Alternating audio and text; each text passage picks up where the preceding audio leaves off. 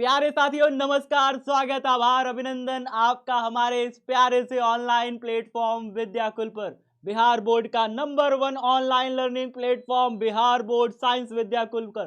तो साथियों, अभी के अभी चैनल को शेयर कर दीजिए और सब्सक्राइब कर दीजिए, क्योंकि आज मैं आपको पढ़ाने वाला हूं एक शानदार टॉपिक। क्योंकि आज का जो टॉपिक है आपकी परीक्षा में आपको दिलाएगा पूरे 5 से 7 अंक। बिल्कुल सही, ये लॉन्ग में पूछा जाने वाला मोस्ट इंपॉर्टेंट टॉपिक है, तो इसे जरूर से पढ़ लीजिएगा। अगर आप पहले पार्ट को पढ़ रहे हैं और अभी तक आपने ये टॉपिक नहीं पढ़ा है तो जरूर इस टॉपिक को पढ़ लीजिएगा। तो साथियों, चलिए शुरू करते हैं आज का अपना टॉपिक, जिसका नाम है वैद्युत क्षेत्र में द्विध्रुव। बिल्कुल सही सुना आपने कि अगर कोई वैद्युत द्विध्रुव किसी एक समान विद्युत क्षेत्र में स्थित हो तो उस पर अभी तक आपने पढ़ लिया है कि उस पर लगता है एक प्रकार का बल आघूर्ण, यानी कि उसके दोनों आवेशों पर बल लगता है। क्यों? जो बल उसको केंद्र के परितः घुमाने का प्रयत्न करता है वैद्युत क्षेत्र में। तो साथियों, आज हम उसी वैद्युत द्विध्रुव की स्थितिज ऊर्जा के बारे में समझेंगे कि अगर हम किसी भी वैद्युत द्विध्रुव को क्षेत्र में घुमाएं तो घुमाने में जो कार्य करना पड़ता है वो कार्य ही द्विध्रुव में ऊर्जा के रूप में संचित हो जाता है, जिसे हम द्विध्रुव की स्थितिज ऊर्जा कहते हैं। तो साथियों, आज हम पढ़ने वाले हैं बिल्कुल सही वैद्युत द्विध्रुव की स्थितिज ऊर्जा के बारे में। इससे आपका ऑब्जेक्टिव में भी क्वेश्चन बनता है, सब्जेक्टिव में भी क्वेश्चन बनता है। 2023 की परीक्षा में सीधे इसमें से एक क्वेश्चन फंसा था ऑब्जेक्टिव में कि वैद्युत द्विध्रुव की स्थितिज ऊर्जा कब अधिकतम होगी। तो साथियों, आज मैं आपको सभी चीजें सिखाने वाला हूं इस वीडियो के माध्यम से। वीडियो को अंत तक देखिएगा, बिना देखे मत जाइएगा। शॉर्ट वीडियो है, आपको 5 से 7 अंक आपका कंफर्म कर देगी। तो चलिए शुरू करते हैं बिना किसी देरी के। साथियों, वैद्युत द्विध्रुव की स्थितिज ऊर्जा क्या होती है आखिरकार? आप सभी एक समान विद्युत क्षेत्र से परिचित हैं कि अगर इस तरीके से समांतर बल रेखाएं कहीं दिख जाए तो इसका अर्थ होगा कि यहाँ पर वैद्युत क्षेत्र की तीव्रता एक समान है। तो साथियों, अगर मैं यहाँ पे एक वैद्युत द्विध्रुव बनाऊं, जैसे मान लीजिए कि यहाँ पर कोई एक आवेश स्थित है और यहाँ पर कोई एक आवेश स्थित है, और इन दोनों आवेशों को मिलाकर के एक वैद्युत द्विध्रुव का निर्माण हो रहा हो, जैसे कि यहाँ पर प्लस क्यू आवेश हो और यहाँ पर माइनस क्यू आवेश हो और इनको मिला रही हो एक रेखा, हम एक रेखा से इसको मिला देते हैं। चलिए, तो ये बन गया हमारा एक वैद्युत द्विध्रुव। आप सभी जानते हैं कि वैद्युत द्विध्रुव का ये सेंटर होगा, ये केंद्र होगा। केंद्र से जो आधी दूरी होती है वो L मानी जाती है और आधी दूरी को हम L मानते हैं। तो इस तरीके से हमारा पूरे वैद्युत द्विध्रुव की दोनों आवेशों के बीच की कुल लंबाई 2L हो जाती है। तो साथियों, ये तो आप अच्छे से जानते हैं। अगर आप ये भी जान पा रहे हैं कि वैद्युत द्विध्रुव जो अभी क्षेत्र के साथ थीटा कोण बनाकर स्थित है, अभी आप देख पा रहे हैं कि वैद्युत द्विध्रुव हमारा क्षेत्र में बिल्कुल समांतर नहीं रखा, बिल्कुल लंबवत नहीं रखा, ये एक क्षेत्र के साथ एक निश्चित कोण थीटा पर पहले से ही स्थित है। अब अगर इस वैद्युत द्विध्रुव को एक छोटा सा सूक्ष्म कोण और घुमाया जाए तो आप बताओ कितना कार्य करना पड़ेगा? तो प्यारे साथियों, आपका जवाब होगा कि अगर मैं इस द्विध्रुव को इस स्थिति से, जो कि अभी वास्तव में क्षेत्र से थीटा कोण बनाकर स्थित है, अगर इस द्विध्रुव को अभी मैं डी थीटा सूक्ष्म कोण घुमाऊं, डी थीटा क्या है हमारा यहाँ पे? सूक्ष्म कोण। अगर मैं इस स्थिति से थोड़ा सा और घुमाऊं, मतलब मैं द्विध्रुव पर ऐसे हल्का सा बाह्य बल लगा करके घुमाने का प्रयत्न करूं और इसे डी थीटा कोण पर घुमाना चाहूं, तो मुझे जो कार्य करना पड़ेगा वो छोटा ही होगा। कैसे सर, कैसे छोटा कार्य करना पड़ेगा? आप बताओ। थोड़ा सा घुमाओगे, थोड़ा सा बल लगाओगे तो कार्य कितना होगा? थोड़ा ही ना होगा। बिल्कुल सही सर। किसी चीज को अगर आपसे मैं कहूं कि भाई साहब यहां से आपको स्कूल तक लेकर के घसीटते जाना है तो ज्यादा कार्य करना पड़ेगा, या फिर आपको एक कमरे से दूसरे कमरे में वो चीज ढकेल के ले जानी है तो ज्यादा कार्य करना पड़ेगा? आप कहोगे सर एक कमरे से दूसरे कमरे ले जाने में कार्य कम करना पड़ेगा। तो साथियों जितना विस्थापन कम होगा उतना ही यहाँ पे कार्य कम होगा। जैसा कि आप देख पा रहे हैं डी थीटा यहाँ पे क्या है, कोणीय विस्थापन है। आपका विस्थापन बहुत सूक्ष्म है तो आपका कार्य भी अति सूक्ष्म करना होगा। तो यहाँ पर इस स्थिति में जो किया गया सूक्ष्म कार्य होगा डी डब्ल्यू बराबर वो होगा आपका बल आघूर्ण। क्या होता है, बल आघूर्ण, यानी कि टाउ गुणे में कोणीय विस्थापन। यहाँ पे कोणीय विस्थापन आपने कितना किया, अभी थीटा कोण बना के स्थित था, आपने इसको थोड़ा सा डी थीटा और घुमाया तो आपने कार्य कितना किया, डी डब्ल्यू कार्य किया, थोड़ा सा कार्य किया। ये थोड़ा सा कार्य बराबर कितना होगा, बल आघूर्ण गुणे में कोणीय विस्थापन। कोणीय विस्थापन कितना है, डी थीटा है। तो प्यारे साथियों अब आपको टाउ का फॉर्मूला याद होना चाहिए। पिछली क्लास में मैंने आपको टाउ का सूत्र बताया था। टाउ की जगह पर क्या होता है, पीई साइन थीटा। तो आपने लगा दिया पीई साइन थीटा यहाँ पर, और साथ ही साथ डी थीटा तो है ही है आपके पास। अब आपका छोटा कार्य तो मिल गया, अब आपको निकालना है कि अगर किसी एक एंगल से किसी एक एंगल तक घुमाया जाए तो कितना कार्य करना होगा। अर्थात अगर आपको ये द्विध्रुव को किसी थीटा 1 एंगल से थीटा 2 एंगल तक घुमाना हो, यानी कि किसी एक कोण से किसी दूसरे कोण तक घुमाने को कह दिया जाए क्षेत्र में, तो आपको कुल कितना कार्य करना पड़ेगा। अगर आपसे ये पूछा जाए तो आपका जवाब होगा कि इसी द्विध्रुव को एक कोण थीटा 1 से थीटा 2 तक घुमाने में किया गया कुल कार्य आप यहाँ पे पहले लिखोगे। ठीक है, द्विध्रुव को क्या लिखोगे, द्विध्रुव को थीटा 1 से थीटा 2 कोण घुमाने में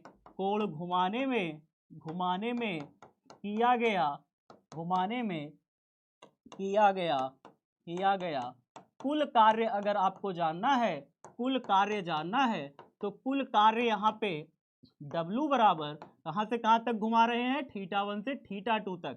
तो जो डी डब्ल्यू आपने लिया है, थोड़ा सा कार्य लिया है, इस थोड़े से सूक्ष्म कार्य का आप यहाँ पे अवकलन कर देंगे। कहाँ से कहाँ तक करेंगे, जहाँ से जहाँ तक आपने इसे घुमाया है। कहाँ से कहाँ तक, थीटा 1 से थीटा 2 तक। तो इसका अवकलन हम यहाँ से कहाँ तक, थीटा 1 से थीटा 2 तक हम इस डी डब्ल्यू छोटे से कार्य का अवकलन करेंगे तो हमें पूरा कार्य, संपूर्ण कार्य मिल जाएगा उस स्थिति से उस स्थिति तक घुमाने में।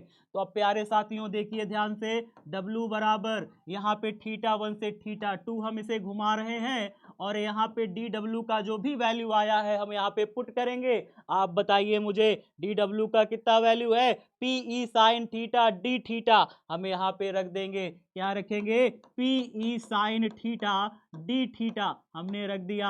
अब उसके बाद यहाँ पे जो भी चीजें कांस्टेंट होंगी उनका समाकलन नहीं होता, कांस्टेंट चीजें समाकलन से बाहर हो जाती हैं, आप सभी इस बात से परिचित हैं। तो यहाँ पे W बराबर पीई जो है फिक्स है, वो बाहर आ जाएगा समाकलन से, और अंदर शेष रह जाएगा थीटा 1 से थीटा 2 तक साइन थीटा और डी थीटा। तो प्यारे साथियों ये चीजें हो गई। क्या आपको पता है साइन थीटा का जो समाकलन होता है वो होता है माइनस का कॉस थीटा। तो यहाँ पे हमारा जब हम इसका समाकलन करेंगे तो हम लिखेंगे W बराबर पीई, और साइन थीटा डी थीटा का समाकलन करेंगे माइनस का कॉस थीटा, और थीटा 1 से थीटा 2 तक हमने लिमिट लगा दी। अब प्यारे साथियों आप बहुत अच्छे से जानते हैं किसी भी समाकलन की सीमा लेनी होती है तो पहले हम ऊपरी सीमा रखेंगे थीटा की जगह, फिर माइनस साइन लगा करके निचली सीमा रखेंगे। इस हिसाब से जो हमारा कार्य होगा वो हमें प्राप्त होगा W बराबर पीई, और जो अंदर माइनस का कॉस थीटा रखा हुआ है कहां से कहां तक, थीटा 1 से थीटा 2 तक। पहले हम थीटा की जगह अपर लिमिट रखेंगे तो W बराबर पीई, और अपर लिमिट रखेंगे तो ये होगा माइनस का कॉस थीटा 2। थीटा की प्लेस पर हमने थीटा 2 रखा, फिर उसके बाद माइनस साइन लगाया, और फिर उसके बाद थीटा की जगह लोअर लिमिट यानी कि थीटा 1 रखेंगे। क्या हो जाएगा, माइनस का कॉस थीटा 1। इस तरीके से ब्रैकेट को बंद कर देंगे। देखा आपने मैंने कैसे किया, पहले थीटा की जगह थीटा 2, फिर माइनस साइन लगाया, फिर इसी थीटा की जगह थीटा 1 लिख दिया।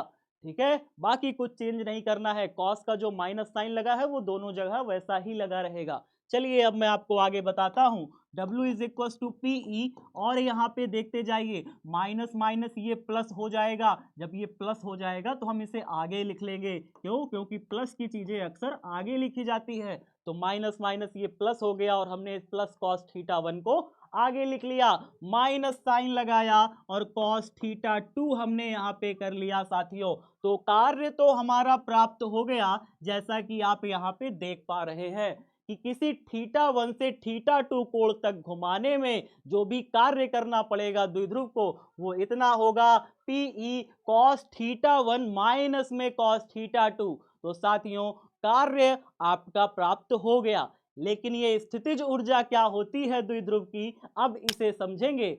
साथियों वैद्युत द्विध्रुव की स्थितिज ऊर्जा किसी भी वैद्युत द्विध्रुव को, ध्यान से सुनिएगा, किसी भी वैद्युत द्विध्रुव, जैसा कि अभी आप देख पा रहे हैं, इस वैद्युत द्विध्रुव को पहले आपको 90 डिग्री क्षेत्र में लाना होता है और 90 डिग्री ला करके इसे किसी एंगल थीटा पे घुमाना होता है। तो किसी भी वैद्युत द्विध्रुव को क्षेत्र में लंबवत ला करके उससे किसी कोण पर घुमाने में जो कार्य करना पड़ता है, वह कार्य ही द्विध्रुव में ऊर्जा के रूप में संचित हो जाता है, जिसे द्विध्रुव की स्थितिज ऊर्जा कहते हैं। तो साथियों मैं लिख देता हूं ताकि आपका आसानी हो। वैद्युत द्विध्रुव की स्थितिज ऊर्जा किसे कहते हैं, यहां पे लिखेंगे वैद्युत द्विध्रुव को, क्या लिखेंगे, वैद्युत द्विध्रुव को, द्विध्रुव को, वैद्युत द्विध्रुव को क्षेत्र में लंबवत लाकर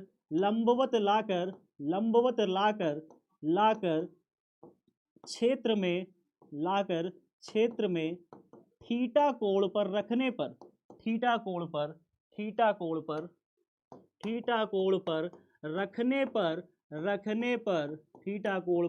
पर जो कार्य करना पड़ता है,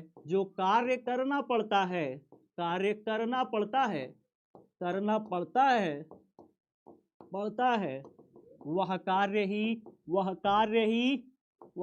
ही उसमें ऊर्जा के रूप में संचित हो जाता है। वह कार्य ही क्या होता है साथियों, वह कार्य ही उसमें ऊर्जा के रूप में संचित हो जाता है, उसमें ऊर्जा के रूप में संचित हो जाता है, ऊर्जा के रूप में संचित हो जाता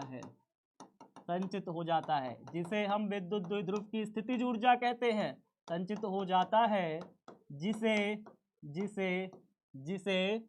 वैद्युत द्विध्रुव की क्या कहते हैं साथियों, स्थितिज ऊर्जा कहते हैं। बोलते जाइए फटाफट, द्विध्रुव की स्थितिज ऊर्जा कहते हैं, स्थितिज ऊर्जा कहते हैं। बहुत ही शॉर्ट डिफिनेशन है, इंपॉर्टेंट डिफिनेशन है, आपको इसे याद करना है और अपनी कॉपी में लिखना है। क्या लिखोगे, वैद्युत द्विध्रुव को क्षेत्र में लंबवत ला करके क्षेत्र में थीटा कोण पर रखने में जो कार्य करना पड़ता है, वह कार्य ही द्विध्रुव में ऊर्जा के रूप में संचित हो जाता है, जिसे द्विध्रुव की स्थितिज ऊर्जा कहते हैं। साथियों आपने वैद्युत द्विध्रुव की स्थितिज ऊर्जा समझ ली। अब देखते हैं कि लंबवत यदि आप लाए हो तो कितना कोण पर लाओगे। अगर आप लंबवत लाए हो तो आपकी जो प्रारंभिक स्थिति है यानी कि थीटा 1 थी वो 90 डिग्री हो जाएगी। मतलब आपने अभी देखिए फॉर्मूला में क्या निकाला है कार्य में, theta 1 cos theta 1 minus cos theta 2। Theta 1 आपकी प्रारंभिक स्थिति थी, आप उसे लंबवत ला रहे हो तो आपकी प्रारंभिक स्थिति थीटा 1 ही रहेगी। थीटा 1 बराबर कितना है, लंबवत यानी 90 डिग्री। तथा आपका जो थीटा 2 है वो क्या है कि भैया क्या कहा जा रहा है, लंबवत लाकर क्या करेंगे, लंबवत लाकर क्षेत्र में किसी कोण थीटा पर घुमाने पर, किसी कोण थीटा पर रखने पर, यानी लंबवत लाया तो थीटा 2 कितना हो जाएगा, थीटा हो जाएगा। यानी एक बार ऐसे लंबवत लेकर के आए क्षेत्र में, तो उसे थीटा कोण पर ऐसे घुमा दिए, रख दिए, तो जो कार्य करना पड़ा वो कार्य ही उसमें ऊर्जा के रूप में संचित हो जाता है। तो यहाँ पे लिखिएगा इस प्रकार और इस प्रकार लिख करके लिखिएगा, थीटा 1 बराबर 90 डिग्री और थीटा 2 बराबर थीटा। अब फॉर्मूला आपका क्या बन जाएगा, आपका जो W था, जो कार्य था, वही आपकी स्थितिज ऊर्जा बन जाएगी और स्थितिज ऊर्जा को आप U से शो करते हो, कैपिटल लेटर लेटर यू से, बड़ा वाला यू से, ठीक है। बराबर कितना हो जाएगा पीई, और यहाँ पे क्या लिखोगे कॉस थीटा 1 माइनस में कॉस थीटा 2। फॉर्मूला जल्दी से रख दीजिए, u बराबर कितना आ जाएगा पीई, और कॉस थीटा 1 की जगह रखिएगा 90 डिग्री, तो यहाँ रखिएगा कॉस 90 डिग्री माइनस में कॉस थीटा 2 की जगह रखिएगा थीटा, तो ये रख दिया हमने थीटा। क्या आप सभी जानते हैं कॉस 90 डिग्री की वैल्यू कितनी होती है? बिल्कुल आप अच्छे से परिचित है कि कॉस 90 डिग्री की वैल्यू होती है 0 साथियों, और कॉस 0 की वैल्यू होती है 1। तो यहाँ पे कॉस 90 डिग्री की वैल्यू जब 0 हो जाएगी तो u बराबर आपका आ जाएगा पीई, और यहाँ पे हम यहाँ पे रख देंगे 0 माइनस में कॉस थीटा, और 0 माइनस कॉस थीटा आप सभी अच्छे से परिचित है। माइनस का कॉस थीटा आएगा तो हमारा जो वैद्युत द्विध्रुव की स्थितिज ऊर्जा आएगी वो हो जाएगी u बराबर माइनस का पीई कॉस थीटा। तो ये हो गया साथियों बहुत ही शानदार तरीके से आपका फाइनल आंसर। अब प्यारे साथियों मैं आपको बताने वाला हूं कि अब विद्युत द्विध्रुव की स्थितिज ऊर्जा की कुछ एक कंडीशंस है, उन कंडीशंस को बहुत ही ध्यान से समझना है अब आप साथियों को। अगर मैं यहाँ पर वैद्युत द्विध्रुव की 3 कंडीशंस की बात करूं, अगर मैं यहाँ पर पहली कंडीशन लूं, यदि थीटा 1 बराबर 0, यदि थीटा बराबर क्या हो जाए 0 डिग्री हो जाए, यानी कि 0 डिग्री पर घुमा दें, मतलब 90 डिग्री पर लाएं और उसे 0 डिग्री पर घुमा दें, तब कितना हो जाएगा? आपका आंसर होना चाहिए सर अगर 0 डिग्री हो जाएगा तो कॉस 0 का वैल्यू होता है 1, और ऐसी स्थिति में यहाँ पर क्या हो जाएगा आप सभी मुझे अच्छे से बताइए। कॉस थीटा बराबर जब 0 हो जाएगा तो आपका आंसर हो जाएगा यहाँ पर कॉस 0, और कॉस 0 का जो वैल्यू होता है वो होता है 1, तो u बराबर आपका हो जाएगा माइनस का पीई, और कॉस 0 का वैल्यू 1 हो जाएगा तो ये बन जाएगा माइनस का पीई, तो u बराबर आया माइनस का पीई, क्योंकि कॉस 0 का वैल्यू होता है 1 साथियों। प्यारे साथियों इस स्थिति में जो हमारी द्विध्रुव की स्थितिज ऊर्जा होती है वो न्यूनतम होती है, क्योंकि यहाँ u बराबर माइनस का पीई आया है। अब द्विध्रुव की स्थितिज ऊर्जा जब न्यूनतम होगी तो प्यारे साथियों यहाँ पे हमारा क्या होगा, द्विध्रुव की स्थितिज ऊर्जा न्यूनतम होने पर ये स्थायी संतुलन की अवस्था कहलाती है। याद रखिए बच्चों को अक्सर यही कंफ्यूजन होता है, ये कहलाती है हमारी स्थायी संतुलन की अवस्था। याद रखिएगा इसे, ये हमारी स्थायी संतुलन की अवस्था कहलाती है, और इस स्थिति में द्विध्रुव की स्थितिज ऊर्जा न्यूनतम होती है। स्थितिज ऊर्जा कैसी होती है साथियों? न्यूनतम होती है।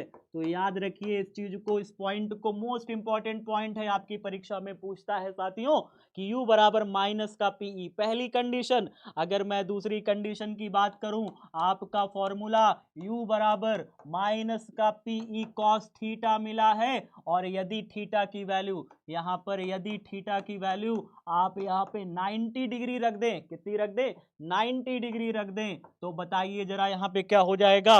90 डिग्री रखने पर u बराबर आपको मिलेगा cos 90 माइनस का पीई और cos 90। cos 90 की वैल्यू आप सभी अच्छे से परिचित हैं कि cos 90 की वैल्यू होती है यहाँ पे 0, तो cos 90 डिग्री रखने पर ये हो जाएगा आपका 0 डिग्री, और cos 0 मतलब कि अब 0 हो गया तो 0 से गुणा करने पर स्थितिज ऊर्जा 0 हो गई साथियों। अब यहाँ पर द्विध्रुव की स्थितिज ऊर्जा 0 होती है, याद रखिएगा। अब हम लोग निकालने वाले हैं मोस्ट इंपॉर्टेंट तीसरा नंबर है। अब यहाँ पे तीसरी हेडिंग देखिए डालिए, u बराबर आपने फॉर्मूला लिखा है माइनस का पीई कॉस थीटा। अगर हम यदि यहाँ पे जो थीटा की वैल्यू है उसे हम 180 डिग्री कर दे, यानी कि हम 90 डिग्री पर ला करके द्विध्रुव को 180 डिग्री घुमा दे, जैसा था वैसा ही उल्टा घुमा दे, 180 डिग्री घुमा दे, तो आपको cos 180 का वैल्यू यहाँ पे रखना पड़ेगा, और वो होता है u बराबर माइनस पीई cos 180 डिग्री, और cos 180 डिग्री का वैल्यू होता है माइनस का 1, तो u बराबर यहाँ पे हो जाएगा माइनस का पीई इंटू माइनस का 1, और ये हो जाता है u बराबर प्लस का PE, minus minus plus PE हो जाएगा।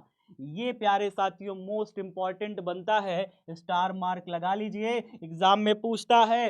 ये कहलाता है द्विध्रुव की अस्थायी संतुलन। ठीक है, यहां पर क्या है, ये है द्विध्रुव की स्थायी संतुलन की अवस्था, जो u बराबर माइनस पीई की अवस्था थी। लेकिन ये जो है द्विध्रुव की अस्थायी संतुलन की अवस्था कहलाता है, अस्थायी संतुलन की अवस्था कहलाता है, अस्थायी संतुलन की अवस्था कहलाता है। और इस अवस्था में ऐसा इसलिए कहा जाता है क्योंकि अगर इस स्थिति में cos 180 डिग्री में अगर रखने पर अगर आपने बाह्य क्षेत्र को हटा दिया, जैसे कि देखिए यहां पर आपने एक बाह्य क्षेत्र आरोपित किया था, अगर इस बाह्य क्षेत्र को हटा दिया और द्विध्रुव आपका 180 डिग्री पर घूमा हुआ है, तो फिर साथियों होगा ये कि द्विध्रुव वापस से अपनी पोजीशन में आ जाएगा, क्योंकि वो अस्थायी संतुलन में है। तो बाह्य कारक के हटने पर वो वापस से अपनी पूर्व स्थिति में आने का प्रयास करता है। तो साथियों इस तरीके से आपने सभी चीजों को, द्विध्रुव की जो स्थितिज ऊर्जा है उसको बहुत ही अच्छे तरीके से पढ़ लिया है। साथियों इस चैनल को सब्सक्राइब करिए और हमारा साथ दीजिए, इसको शेयर करिए सभी दोस्तों मित्रों साथियों तक, क्योंकि ये बात है 5 नंबर की नहीं, ये बात है 10 नंबर की नहीं, ये बात है बोर्ड में टॉप करने की। और प्यारे साथियों विद्याकुल का इतिहास रहा है, पिछले 5 सालों से लगातार हम लोग शिक्षा के क्षेत्र में बढ़ते रहे हैं और लगातार पिछले कई सालों से बिहार बोर्ड में टॉपर्स देते रहे हैं। तो साथियों इसी प्रकार से शेयर करिए दबा करके अपने सभी दोस्तों मित्रों को। और जय हिंद, जय भारत। मिलते हैं आपसे अगली वीडियो में, तब तक सब बच्चे अपना ख्याल रखिएगा।